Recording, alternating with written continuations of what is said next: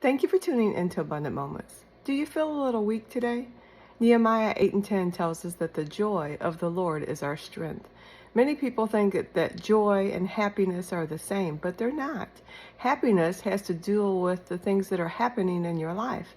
If the things in your life are going the way you want them to, then you can be happy. But joy is a continual thing that we can rely on if we will. It is dependent upon our will. The joy of the Lord comes from knowing Him and putting our faith in Him and allowing that joy from our salvation in Him to strengthen us, to minister to us. How do we do that? By rejoicing in the Lord. When we rejoice in Him, when we give Him praise, when we thank Him for what He's done, and we look past our circumstances and look unto Him and the joy of our salvation, then all of a sudden we feel that joy bubbling up on the inside of us, and it strengthens us. Nehemiah is the one that said that the joy of the Lord is our strength.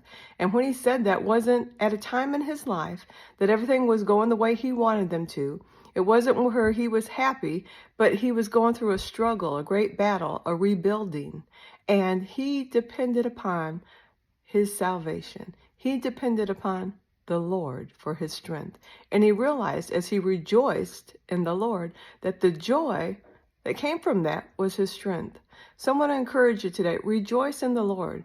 Don't look at your circumstance, but look to God. Give Him praise for who He is. Rejoice in Him. He's the one that's going to bring you through. He's the one that's going to bring you out. He's the one that has already purchased for you the victory through Jesus, our Savior. So rejoice in the Lord today and allow that joy to strengthen you. Thank you for tuning in.